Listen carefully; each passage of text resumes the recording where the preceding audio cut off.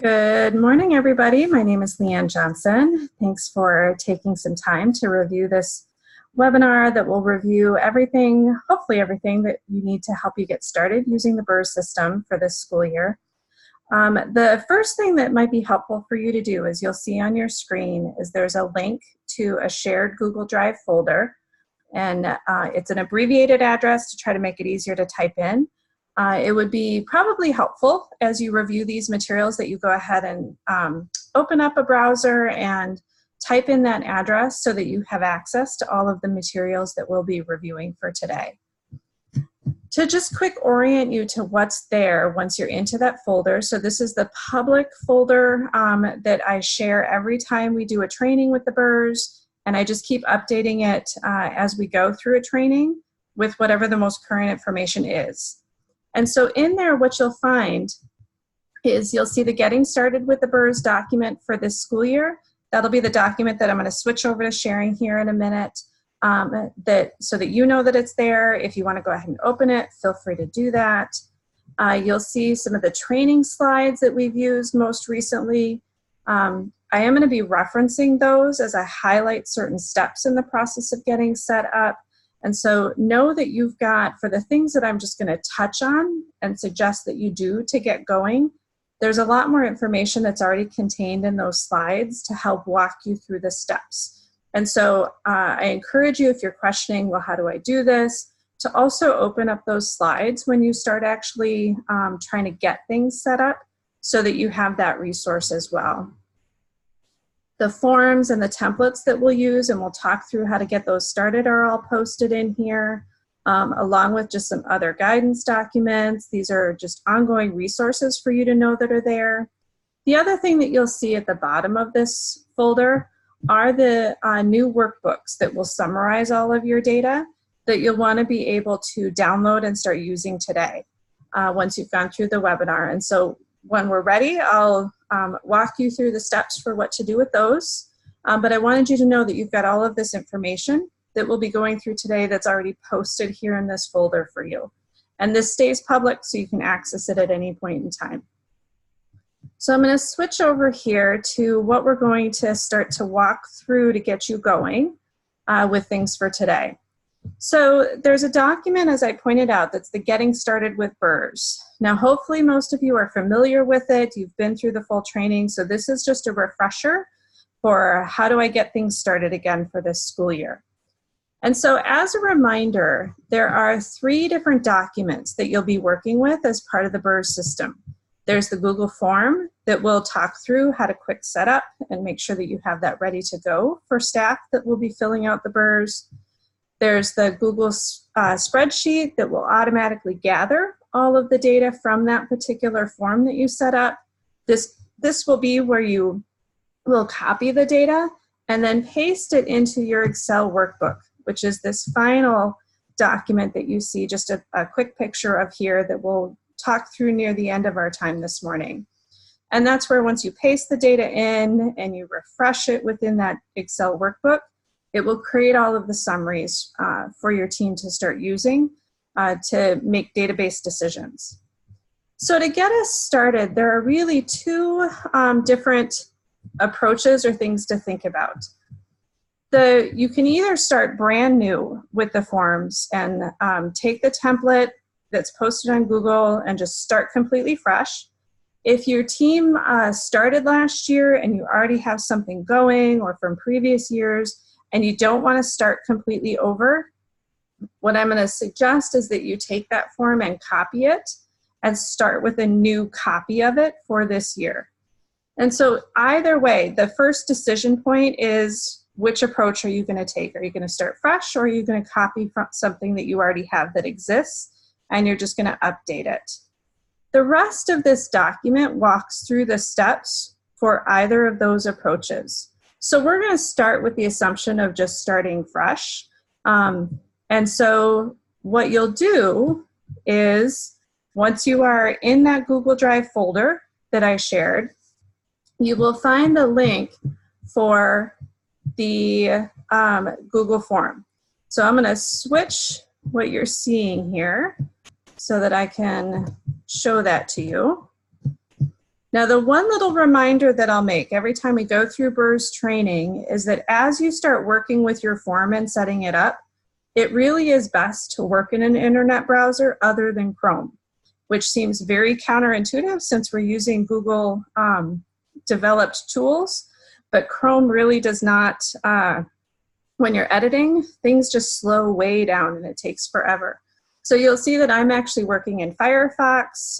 If folks have used Safari or Edge even works too. And so either of those browsers will work for you. So I'm back in the folder that has all the shared materials.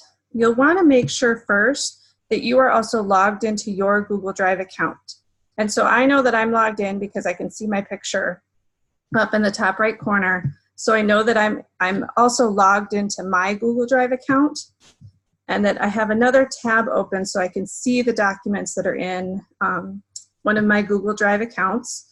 And so I'm going to go ahead and create, if you don't already have a folder set up where you're going to organize everything, I'm going to put all of my BIRs information into a single folder for this school year so that I know exactly where everything's going to go and I can keep track of it as I move through this school year as well as for the setup. And so that folder now appears in my Google Drive. So I'm going to keep it there. And for right now, I'm going to go back to the shared public Google folder where I'm going to find the template that is the form that you will be personalizing for your program for the staff in the program to be filling out when they're ready to submit a BIRs, an incident report. And so when you open it up, you will see that you can edit it. This is the editing version of it. And so you will see that there are things that you can click on and start typing, and it will show that you can change things. You want to be able to, before you start clicking and changing anything, I want to make sure that you have a copy of this that's sitting on your Google Drive. And so that you won't be editing something that everybody else has is looking at. And so to do that, and you'll see there are in the directions on that document that I shared for the getting started, as well as the slides from the training, there are specific directions for this. So know that you've also got that resource. So you're going to go to make a copy while you're looking at the form, and now you're going to tell it where to put it. And so it tells you, here's the name of it, and it's right now telling you that it's going to put it in the same folder that you're in right now, but we don't want it to do that. And so you'll click on that, and you'll go back to clicking on My Drive, because I want it to put it on my Google Drive. And then I'm going to find the folder that I just created. I'm going to tell it that's where I want it to put it. And so when I then click on it, whoops, sorry, it just clicked out of it, but that's where I want it. I'm just going to hit enter once I'm there. It will show that that's where it is. It's going to go, and then it will put it there. And then what I'm going to do is it will pop up the copy you just made. I'm going to close that. I'm going to close the one that I opened from the public folder. I'm going to go back to my folder that's on my drive, and now I will see it there. And so that just assures that now I have a copy that's sitting on my drive for me to use and share with people within my program that isn't part of the publicly shared document. So now when you open it, what you should see is one that you can edit, and you can start to change it however you choose to within reason, because I'm going to point out a couple things that I want to make sure you are aware of. Before we have you start to change this document to fit for you, I want you to go ahead, and this will be true even if you've copied an old one that you have used before. And so that process, if you're using a form that you have already created and you want to just use a copy of that for this year, you're going to do exactly what we just did, is to make a copy and put it in a certain place so that you know where it is. You will have to create a new document that collects all of the responses. And so you'll get there by clicking on this responses option at the top. And this little green icon is to create a new Google Sheet. And so you'll just click on it. You'll say create a new sheet, hit create. And what you will then see is in your Google folder, there will now be the document that will collect all of those responses. And it's automatically linked to this form so that when you send it out to people and people start using the form to fill out BIRs, this Google Sheet will automatically collect all of the data that they submit, okay? So you want to keep those two things in the same place, just leave them right where they are so that you have them available when you start to try to copy and paste to put things into the Excel document. So now let's go through a few reminders when you're ready to start editing your form to have it set up. So if you already have some things in here, that's great. If you don't, then what we'll walk through will help you get started with that process. And everything that I'm going to say related to reminders for how to work with this form applies to everybody, even if you have one already set up.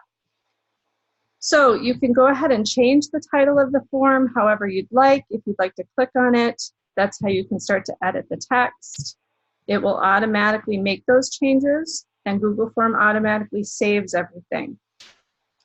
Now, in here you have the first option is if you have multiple schools or multiple buildings, and you want to be able to separate that out a little bit for teachers and for the summaries that you'll create, then you can either, what we have in here is a way of just putting numbers to those buildings. If you want to choose a name for those buildings, that's fine, and use that. You'll just click on the option that's here and type in whatever name you want to use instead. So I'll just put in, here's an example, so that then it will now, Happy Day School will show up instead of a number 1 there for folks to pick. Once you are done, if you want to delete any of this text, you just highlight and hit delete and it will go away. You don't need to keep it in there if you choose not to. And start to simplify it so it shows things that are just what you want the staff in your building to see. Now, as we get into these next sections, so this is where we're going to have a section that lists all of the teacher names. And so you'll take all of the staff that will be completing the BIRs and just click on them, click on the options that are here and list all of their names. It's been helpful for data managers or whoever's creating the form to go ahead and alphabetize the staff so that it's quicker once somebody gets used to where they fall on the list. Alphabetically, they can more quickly find their name. It's also important to think if you've got the same teacher with multiple sections, different groups of kids, that you'll want to create separate sections for those. So you'll see the example here. We have a teacher named Anna. She has an AM classroom and she has a PM classroom.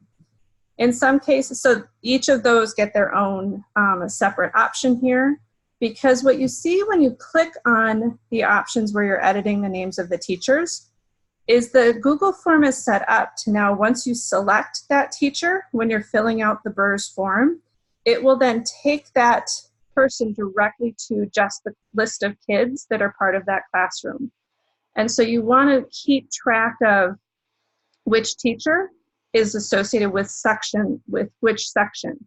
And these numbers that you see here for teacher 1 is listed here. And so whichever order they're in is the order that you'll see down below when we get to the students. Now, as your reminder, do not click on these and change these. These are set up so that it will go ahead and go exactly where it needs to go to get to that group of kids.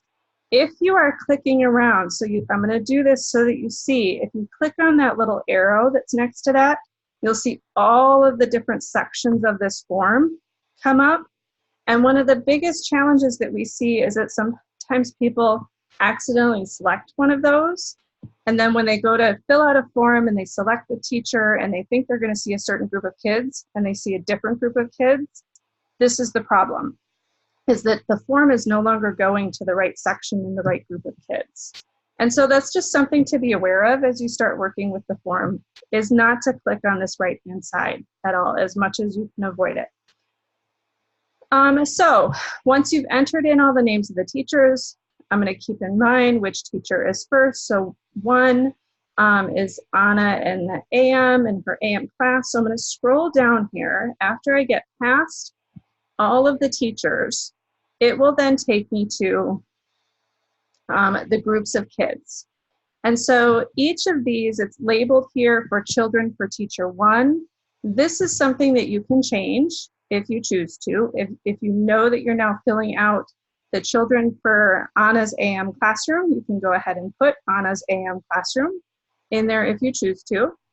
And then you will click on each of these options here and just put in the names of kids. Now, different programs have different ways that they want to do this. If they want to do full names, they want to do initials, if they want to do a first name, that's something for your team to decide how you want to do that. You'll go ahead and put all of those in. It is often helpful, again, to think alphabetically. You're working off of a class list, just so it makes it quick and easy for folks to find the kids. These options here are things that you can change. So if you have a new child added to the classroom halfway through the year, just click on the add option here, and it will bring up where you can type in a new child's name, and then their name will appear on the list. If you want to reorder them alphabetically, all you do is click on, and this is true on any of these response options, you'll see this little, when I have my cursor next to the 5, you'll see these 6 little dots appear. You're just going to click and hold on that, and then you can drag this up wherever you want to. So you can do that to reorder the options that appear for the names of the teachers or the names of the kids within any of these. Now, what you'll notice here too is after each section for all of the kids is that there is a little note for Google Forms about where to go next. And so this is part of what people filling out the form will never see. It just helps the form know how to make this as quick and easy as possible for folks to fill out. So this is also another piece that I'm going to encourage you not to touch. But this is something where suddenly the people aren't being directed to where they think they should be within the form. This is often the culprit. So right now it's telling it after the person selects the child for which they're going to fill out the BIRs report, now they're going to skip to the information that is information about that child. And so the form will go ahead and do that automatically. If you click on these little arrows or anything about those words, you'll see it again brings up all these sections and gives you options for, well, maybe they want to go somewhere else on this form. Do not change that. But if for some reason it looks like somebody isn't getting where they're supposed to within the form, that's usually the reason. Now, there are a bunch of sections here so that you can list all of the kids for each of the teachers. Do not delete any of these sections. So the person filling out the form will never see these. But these are really important for how this system is set up for going from the form to the sheet to the Excel workbook that summarizes all of this. So if you get to a point where you know that you have only 10 teachers that are going to be filling out BIRs and you've entered in all of those kids for those 10 teachers and you see number 11 coming up, do not delete it. Just ignore it. Just leave it there. Just keep scrolling on by all of them. It's actually set up to accommodate 70 different sections of classrooms. So you may have a lot of scrolling to do, which is fine. Just leave them all there. It's there that you know that you can add. If folks move into the program during the course of the year after you've set it up. But just scroll past that. People will never see it, again, when they're filling out the BIRs. So after you get past 70 is where the sections with the details about the child. These are the demographics about who this child is. You'll want to talk with your team about whether or not folks are required to fill this out. It will then move into details about the incident. Most of these will stay as they are. You should not be moving things around or changing the order of things as they appear within these sections. The one thing that you could edit, if folks choose to, if you're working with a new form, is if you have certain locations within the building that you want to highlight, you can change the options that appear. But don't change things like where location comes up within the form. Does that make sense? So you can also change if there are certain things about problem behavior and certain ways that your staff talk about problem behavior and you want to identify certain things, you can change these response options, but do not change problem behavior, do not get rid of it, do not move it. That section has to stay there. And that again is just how it all starts to summarize. Same is true with activity times. You can click on any of these response options and change them. Don't move it somewhere else. The others involved, possible motivations. Those are all things that you can, within those response options, if you choose to make some refinements to the language, that's fine. We have been I will just say, if you're new to the setting this up, these have been through lots of iterations with lots of teams. So I'd encourage you not to try to make too many changes. We think we've got things that primarily cover most of what people are looking for. There is an option for folks to then add in comments if they choose to, and if they'd like to receive additional support. So that is the basics for getting your form started. We'll go through now and get to what are a couple of other key things to get yourself ready to start using the form. And again, these are also posted in the training documents. You'll want to, if you want to see what your form looks like, you have the preview option here. When you click on it, you will actually see what a teacher experiences when they're filling it out. It's a good test of are things working the way that you hope they will. You will want to adjust a couple of settings, and there are key things to be looking for within the slides that are presented from the training. So I'm not going to go through all of those details, but you will want to give people the opportunity to make sure that they can submit multiple times. If you want to edit what they see once they hit submit, then you want to go ahead and you can put in the name of somebody they can contact or an email address, and it will create an automatic hyperlink to somebody to reach out to them. And so you have some of those options there for what you want to be attentive to when it comes to the different settings. You also want to make sure that you are setting it up so that you can share it with folks. And to get to there, you'll click on the send button, and you'll see the options here for most often folks use the link to be able to share it. I often shorten it just so it's a little less overwhelming to be working with. You'll be sending the form that is not the editable form. And so you don't want to add the entire set of staff to have permission to edit this form, because then they start seeing different things and it doesn't work as well. And so you will just, you'll share it with a couple of small people that are part of the team that might be helping to edit the form, but then you'll get a link that you'll share with everybody else that doesn't allow them to edit it. You'll then take that link and use it in a variety of different ways to make it available to folks to view. And so I'm just gonna quick switch over here back to our other document where, as just a reminder, there are different options that you have for being able to share. Sorry, I can't see my scroll bar. There it is. So that you can share that link with folks. And so as you go down, this just includes, again, some of those highlights we just reviewed, and things to keep in mind, getting it ready to send out to folks, and then think about how you want that form shared with the staff. And so in the training slides, there are several slides that walk you through the specific steps for how to take that link that you just created for your form and add it to the home screen of any devices folks are using so that it looks like it's functioning as an app on their phone, their iPads, on their Chromebooks, just however you guys decide within your program to make it easy. Know that there are a bunch of slides within that training set of slides that will walk you through that.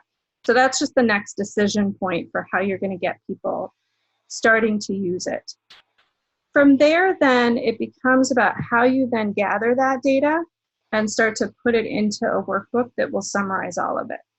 Now, if we reached a point where you need to just pause and spend some time working on your Google form, and getting that all set up, feel free to hit pause on this recording, and you can just get going again with when you're ready to start to figure out how to put some data into the Excel workbook. If you're ready for that step, then we'll just keep forging ahead. So when we get into thinking about the Excel workbook, now this is really where the data starts to take on meaning, is you will start by, let me switch what I am sharing again. You will go into the document that is included in our shared Google folder. So this is that public folder that I showed you before. And at the bottom, there are 2 Excel files that it says download. These are not designed to be opened in Google Sheets and used within Google. There's a lot of complexity to the way that they're set up, and they just won't work. And so they say download for a good reason. You can go ahead and just, when you click on it, you can right click and you get the options to go ahead and download. And so you will want to download it to your computer. It will not necessarily stay on your computer. So we'll walk through that step here in a moment. But for now, you can go ahead and just download it to your computer. There are 2 versions. One is the demo. That's this first one. That includes fake data. And so I'm going to pull that one up here in a couple minutes just to give you a sense of what's there. It's also there so that you know you can show people what the workbook does without showing your own data. And then the master one is the blank one. This is the one that you'll start to copy and paste all of your own data from your program into that workbook. And so you'll want to download both of them. The blank master one is really the one that you're going to start to work with. As a reminder, if you start working with your workbook and you're doing things and suddenly something doesn't look right, remember that you can always come back to this folder and download the original version of it. It's going to sit here and stay here as long as it's needed. I update it every year, and so know that you can just come and you can get a new version of it and download it and put all your data in and just start over with a brand new workbook. Now, doing that means, as one of the things that we also make sure to recommend, is that your Google Sheet that you have that's set up for collecting all of your data, that as that sheet collects data, you will start to see data instantly filling in here as people fill this out. I'm just putting in a couple things here so that it's here. And just so that you know that as you copy and paste from here, you will always leave the data in this Google Sheet. Don't ever delete the data out of this. This is your permanent running record of the data that's collected, so that you know that if something goes awry with the Excel workbook, you can always go back and get your original data from this Google Sheet. And it's just then a matter of highlighting all of it, copying it, and pasting it into your Excel workbook to start fresh. So don't delete any of this. It's always there. And then you work with your workbook.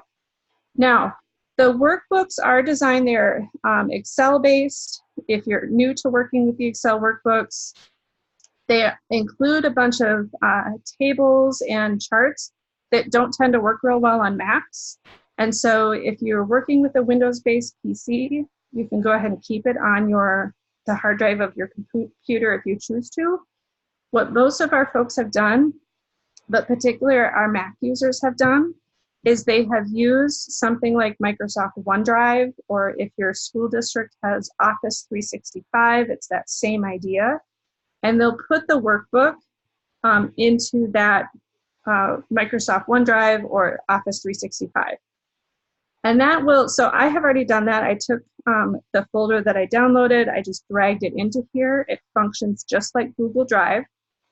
So I have a copy that's here, and when I open it, when I double click it here to open it, it will open in my internet browser, but it will open a version of Excel Online. And so now I can do everything that I need to do with this document while working in the cloud. And so you don't need to be working directly on your computer to work with the information. So a lot of our teams have found that helpful. but you don't necessarily have to open it online. If you choose to keep it on your hard drive, you can do that. But again, it has to be a Windows-based PC. So I've opened up the workbook here. I'm going to highlight one thing for you that is also included in our public training folder, is this document here that is data summaries for the workbook. So this is an overview, and I'll go ahead and pull it up here and share it with you so that I can quick walk you through what's there. This document is set up to allow you to see everything that's included within the Excel workbook. So it makes it a little bit easier, I hope, to be able to know what's there and get used to the information that's there. And so this is that document. It walks you through, here's your home page with all the links to get in and out of certain places. Excuse me. The tab that's there for your data entry, we're going to quick practice that as just, again, a couple quick reminders. And this document includes a couple quick reminders to you too when you start to copy and paste data into your Excel workbook. Notes about each tab then are on this series of pages within this document. So updating the enrollment numbers, information about the program summary. This particular program summary is a little bit new and different. It includes 2 different versions if you want just an overall summary for annual reporting, or if you want monthly breakdowns. So what I tried to do with this document was to highlight how the different summaries can be used as you work through and what's new. The risk ratios tab has a new summary as well that provides that overall running totals view if I want just a quick snapshot versus the by season. And so know that you've got this document here as you start trying to look at the data that you put into the Excel workbook to help you know what's where and what do I need for what's useful to us. And so this walks through each tab within the document. So know that that's there as you get into it. So I want to just real quickly then, a couple reminders for the copying and pasting of data as you are trying to now get yourself using, once you get people starting to fill out the BIRs form, and hopefully data will start to appear on this Google Sheet for you. It shows up. So when you are ready to start to move the data from this Google Sheet into your Excel workbook to get all of the summaries, you'll click on the side of it, and I'm clicking and holding and just dragging down to highlight the entire row. And then I'll do Control-C on my computer is the shortcut for copy and paste, or for copying. So I'll copy that, and then I'll go to my workbook, which for me, I've opened it up in Excel Online, so I'm looking at it in the cloud. And I'm going to go to the Data Entry tab, and I'm going to go to the very first top cell and make sure I'm in column A, the first cell that's available for me to be pasting anything into. And on my machine, I'm going to highlight that cell, and then I'm going to click paste, and it wants me to use the shortcut. So I will click paste, and it may take just a moment here to load it in. Remember, you're working in the cloud, so sometimes it takes a minute to load in the information, which hopefully it will load in. And let's refresh it, see if it's there.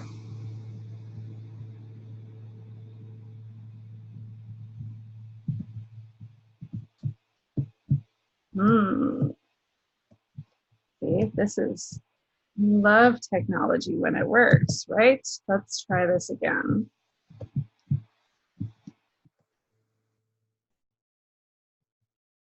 It may still be thinking here, since it's not letting me do anything.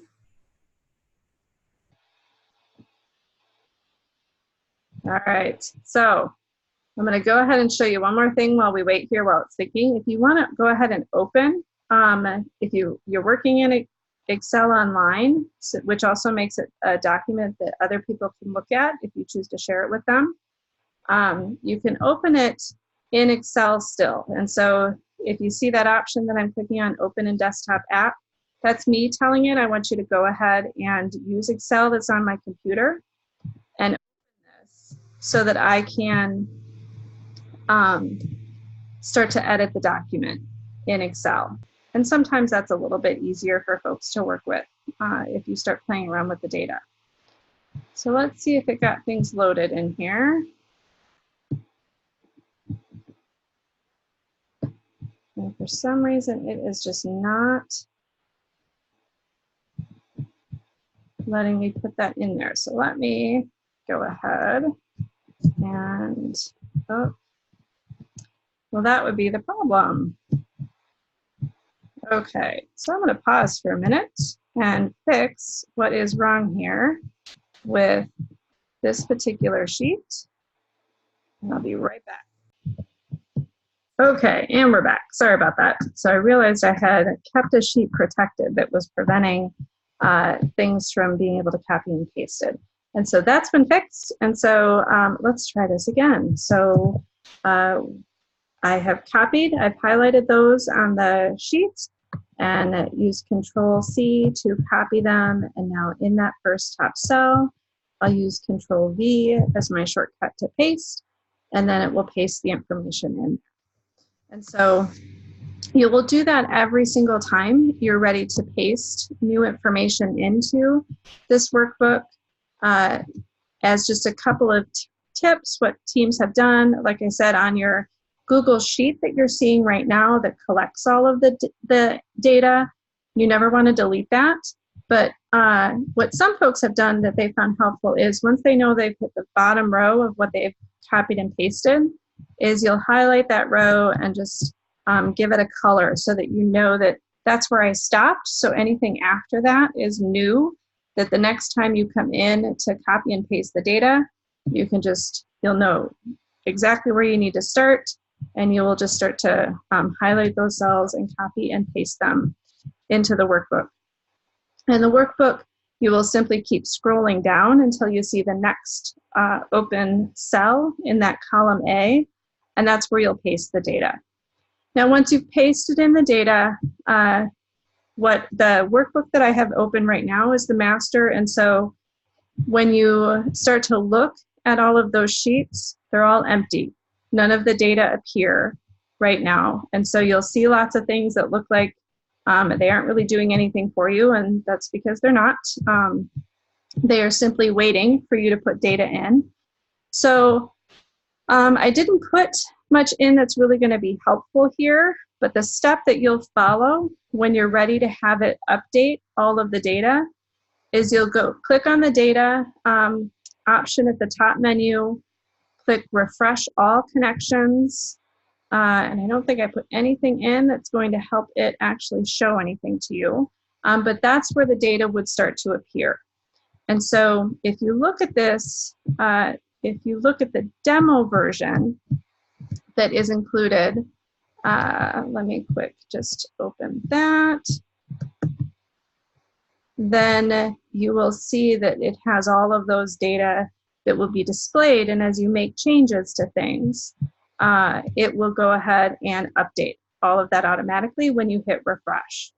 So every time you put data in, you just want to get used to that idea. So let me just quick switch over to sharing that one.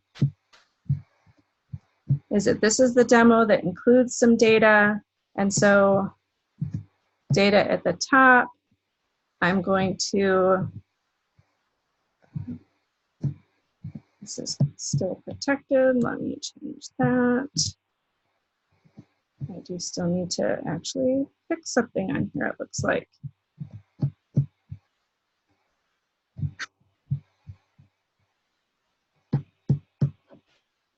Okay, well, so I will get that fixed.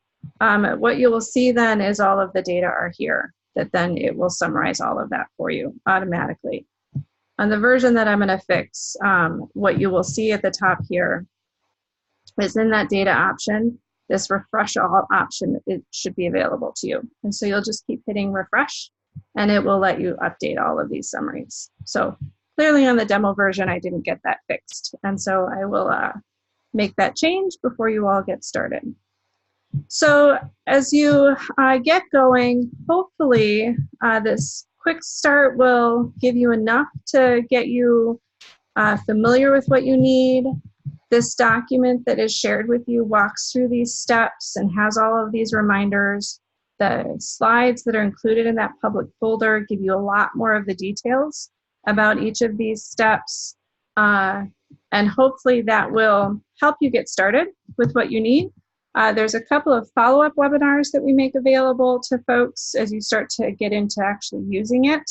And so know that there's some more resources that'll come to you. And if you are trying to get going and are stuck, I certainly encourage you to reach out to your external coach and see if they can help you get things figured out. And if there's still something that isn't quite coming together, then folks are welcome to reach out to me. So hopefully that gets you started. Good luck. I hope that you find it to be a relatively smooth process, despite some of the glitches that I actually revealed to you today. So good luck, everybody, and take care.